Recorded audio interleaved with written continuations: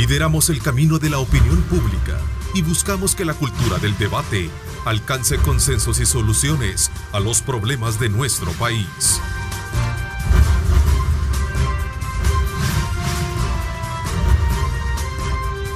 Diálogo con Ernesto López. Martes 9 de julio de 2019. Gracias por sintonizarnos, gracias por estar pendiente de nuestra señal. Esta mañana de día martes me acompaña el ministro de Justicia y Seguridad, Rogelio Rivas, con quien aprovecharemos evaluar los alcances que ha tenido hasta la fecha el plan de recuperación territorial. Gracias por acompañarnos, ministro, qué gusto tenerlo acá con nosotros. Gracias, Ernesto, muchas gracias a Canal 21, Canal 19, al Grupo Megavisión por darnos la oportunidad y espero que ese servicio sea de mucho provecho. ¿Cuál es, ministro, su evaluación a casi un mes o después de un mes ya de haberse cumplido y de haberse implementado el plan de recuperación territorial? Bueno, Ernesto, mira, nosotros como Seguridad Pública nos sentimos satisfechos de los resultados. Si bien tú planteabas, llevamos un mes, 9 días como administración, pero tenemos 20 días, alrededor de 20 días en la ejecución del Plan Control Territorial. El Plan Control Territorial lo que busca es articular de manera, con todas las demás instituciones del Estado, el trabajo en cuanto a la seguridad pública. El abordaje es un abordaje integral. Nosotros como Ministerio de Justicia y Seguridad, el presidente de la República nos ha mandatado que debemos de trabajar en el combate frontal a la delincuencia y en la reinserción. Si tú te fijas, la fase 2 del Plan Control Territorial tiene que ver mucho con la prevención de la violencia. Y eso es donde están trabajando todas las demás instituciones del órgano ejecutivo. Nosotros estamos enfocados exclusivamente en el combate a la delincuencia, en el combate al crimen organizado y también dentro de poco haremos anuncios importantes en el tema de reinserción. Lo que pasa es que teníamos que como gobierno central tener control sobre los territorios, tener control sobre los centros penales. Si tú te fijas, la fase 2 del Plan Control Territorial tiene que ver mucho con la prevención de la violencia. Y eso es donde están trabajando todas las demás instituciones del órgano ejecutivo. Nosotros estamos enfocados exclusivamente en el combate a la delincuencia, en el combate al crimen organizado y también dentro de poco haremos anuncios importantes en el tema de reinserción. Lo que pasa es que teníamos que como gobierno central tener control sobre los territorios, tener control sobre los centros penales, que de alguna forma no tenían contacto o no se mandaban especie de mensajes hacia el exterior de los centros penales. Sin embargo, nosotros hemos decretado estado de emergencia en los 28 centros penitenciarios del país, porque como Estado, como gobierno, no teníamos control de los centros penales. Había mucha discrecionalidad en cuanto al uso de las tiendas, es decir, cada reo también tenía alrededor de $100, $150 de saldo para poder comprar en las tiendas. Ahí donde se fomentaba el uso del plástico. De hecho, fíjate que la administración anterior, cuando nos reunimos en la superintendencia del sistema financiero, el cual el superintendente tuvo a bien convocarnos a las operadoras telefónicas, nos manifestaban que tenían una mesa constante con el gobierno anterior, pero que sin embargo el gobierno dejó aventadas estas mesas, es decir, no hubo un seguimiento por parte del gobierno en cuanto a saber si en el perímetro de los centros penales existía alguna señal de parte de las operadoras telefónicas. Incluso también las operadoras telefónicas nos manifestaron que no les daban la facilidad para poder ingresar a los centros penales y poder hacer ellos sus mediciones. Entonces, como tú puedes ver, no había una voluntad real de cambiar la seguridad pública en el país. Todavía se emitían órdenes, salían llamadas de los centros penales hacia los territorios, ordenando homicidios de policías. Tú te has fijado que en lo que va de ejecución del Plan Control Territorial no hemos tenido un homicidio hacia los policías, hacia los miembros de la Fuerza Armada. Y el otro tema que tiene que ver precisamente con el tema de las cárceles, especialmente cuando se habla del bloqueo de las telefónicas.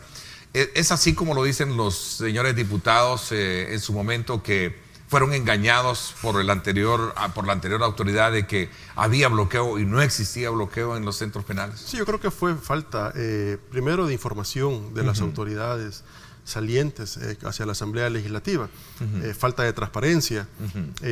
Nosotros, de hecho, hoy, este día, a las 9 de la mañana, este servidor estará en la Comisión de Seguridad de la Asamblea Legislativa, exponiendo justamente el Plan Control Territorial a los diputados.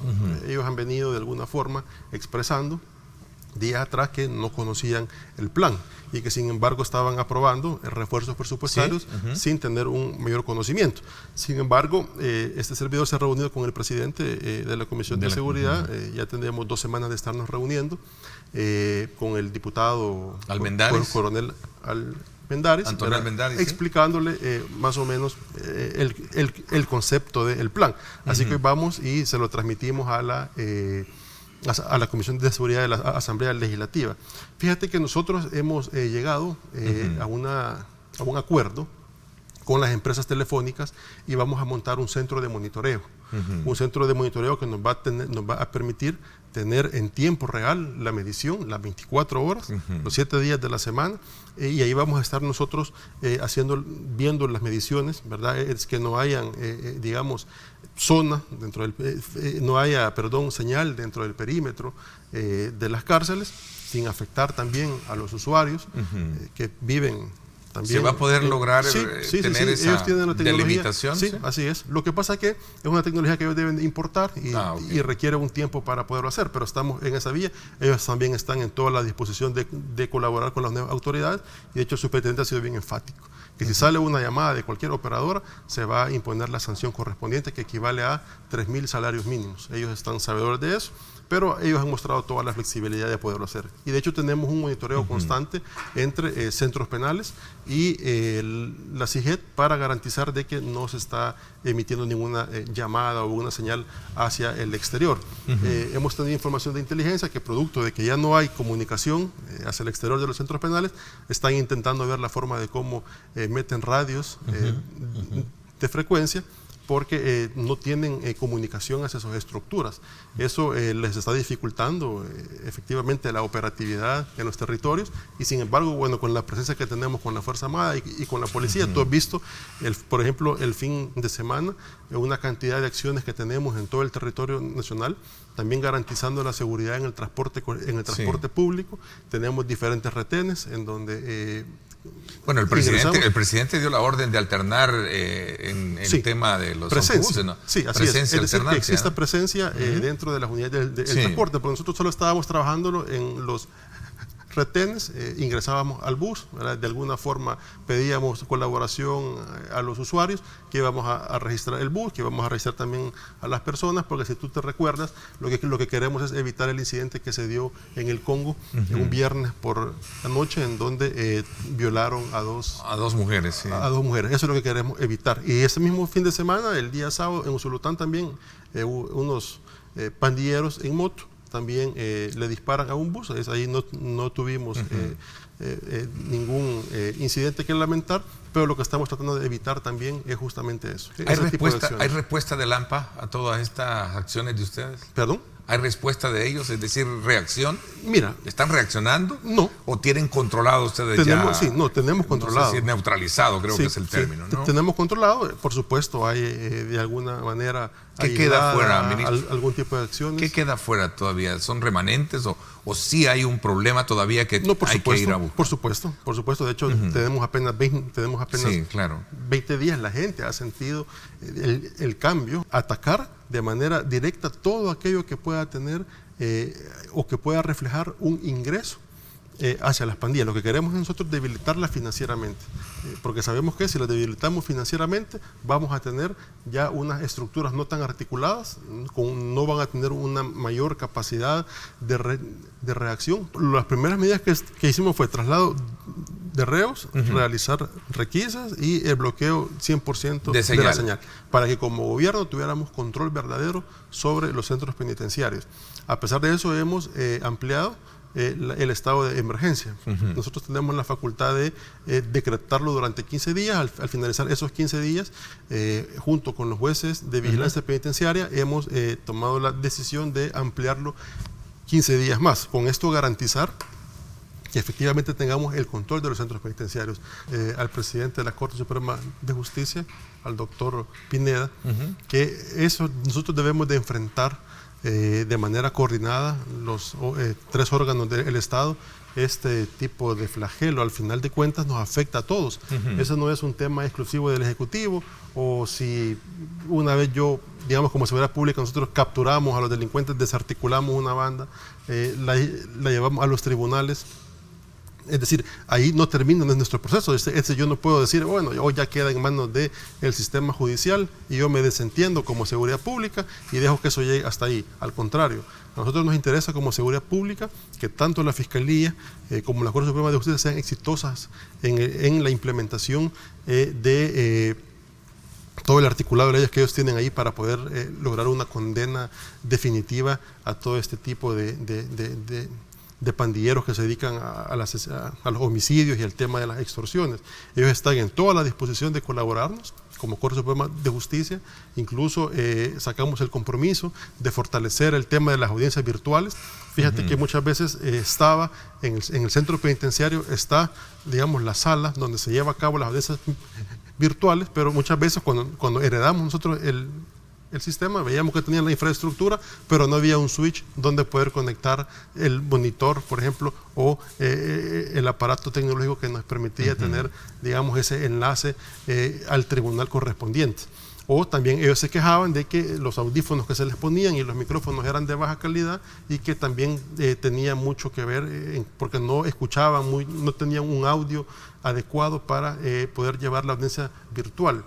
También incluso del internet, de los puntos de red, que también tenían problemas y que se cortaba la transmisión de la señal cuando estaban realizando la audiencia. Nos comprometimos nosotros como seguridad pública y centros penales a mejorar todas estas condiciones para poder llevar y tener ya un 100% de audiencias virtuales.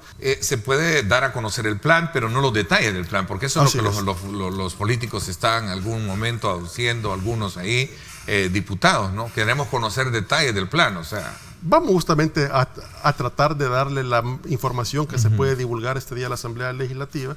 Es por la naturaleza del plan, es un plan que tiene obviamente que tener no se les puede dar detalles, ¿no? Así es, pero lo que va a hablar son las acciones y los resultados que como gobierno estamos teniendo. Imagínate que tenemos en lo que va del mes alrededor de 4.300 capturas.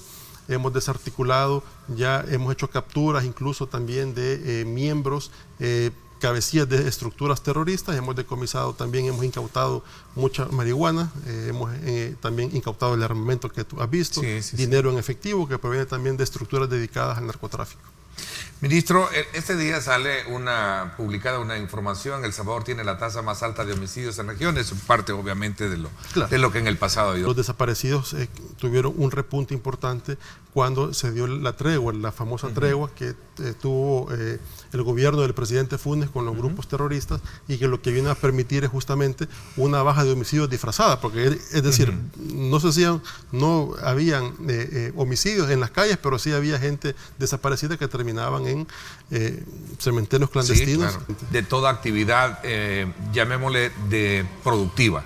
Así y ese ha sido uno de los grandes problemas que históricamente, cuando se estudia el fenómeno social, vemos lo deprimido que puede estar estos sectores y por consecuencia vulnerables para que la delincuencia haga de los son caldo de cultivo para la delincuencia. Ahora lo que buscamos es como gobierno arrebatarle a los jóvenes a las pandillas, ponerlos en programas de prevención, en programas de deporte, en programas de cultura. Bueno, vimos ya que el presidente también anunció ayer la creación del proyecto de la Liga Española en los 262 municipios del país, que lo que va a permitir también es venir a trabajar con los jóvenes, con los niños, ya programas realmente de prevención de la violencia. La recuperación de espacios va a ser importante por parte de las demás carteras del Estado en la fase 2, y por supuesto nosotros como seguridad pública estaremos trabajando en la fase 1, garantizando el control de los territorios y garantizando el golpe a las estructuras criminales. Así es que desde ya, bienvenida, gracias por acompañarnos, feliz. Muchísimas gracias y sobre todo agradecer a ustedes que nos sintonizan desde casa en estos momentos. Muchísimas gracias de verdad por estar con nosotros. Decías que casi por lo general en momentos así de crisis nos vemos acá, Feliz, y no con tantas iniciativas legislativas que tienen, ¿verdad? No, de verdad que hay un gran número en lo personal de iniciativas que me encantaría compartir con ustedes, pero de verdad que estábamos comentando que casi siempre venimos a la hora que se hace un problema. Que se hace una situación de esta naturaleza. A ver, las diputadas Milena Mayorga, su persona, entiendo que también Gustavo Escalante, este día han sido citados, ¿no? Así es, de la semana pasada, los últimos días de la semana pasada, pues en mi carácter personal recibí un citatorio, una demanda, y ahí se me informa de qué es lo que se me acusa y se me pide que acuda ahora a las 7 de la noche, en un principio al Hotel Terraza, ahora al Coena si no me equivoco, pues para darme por enterada. A ver, ¿es esto un problema político y no de disciplina? Dice el periodista Paolo Luers en su carta. ¿Cómo lo calificas? ¿Es un problema político? Es un problema político.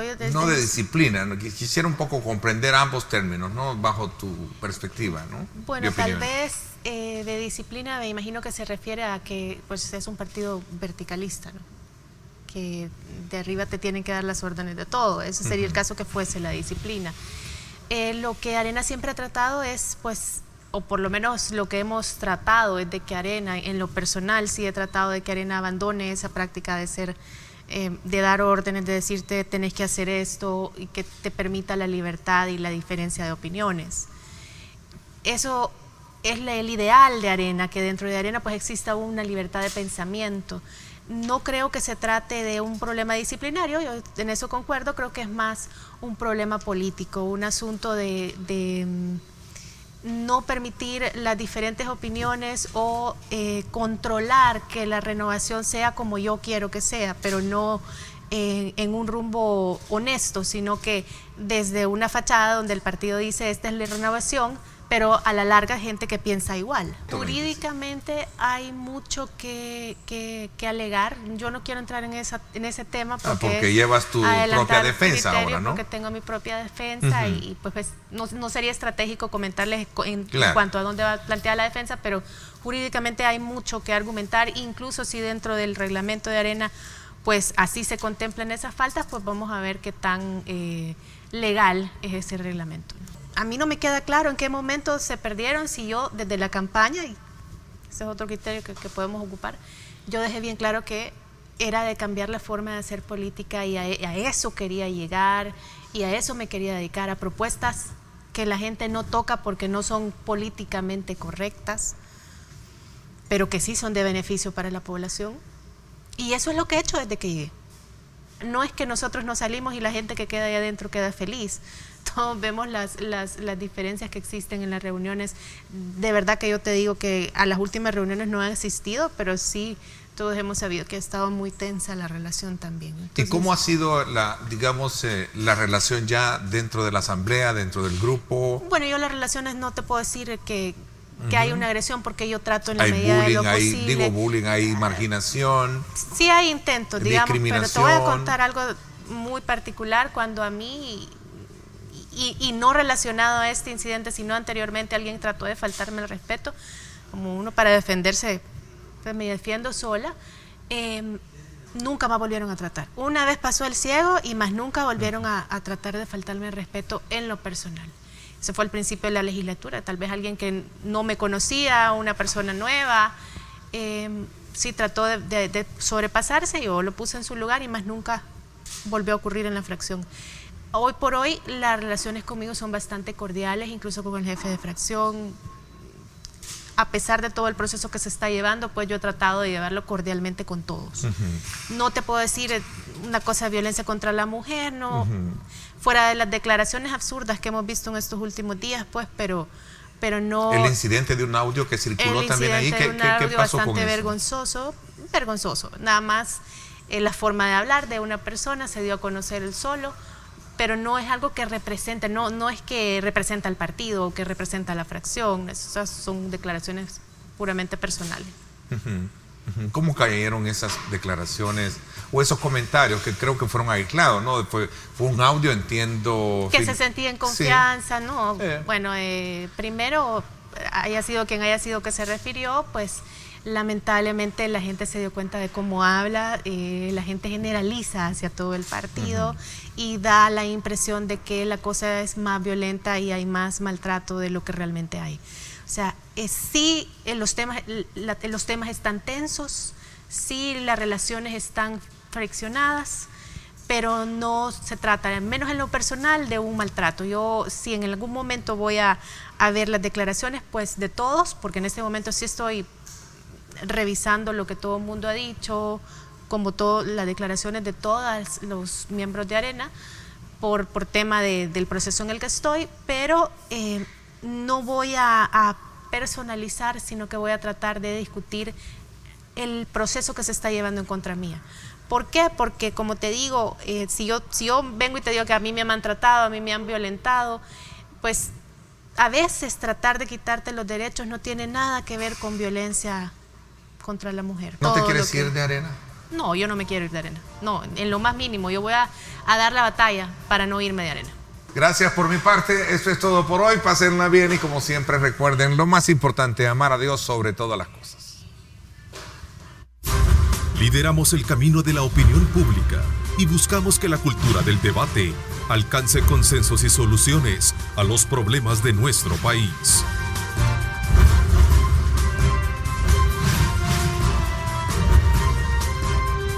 Diálogo con Ernesto López.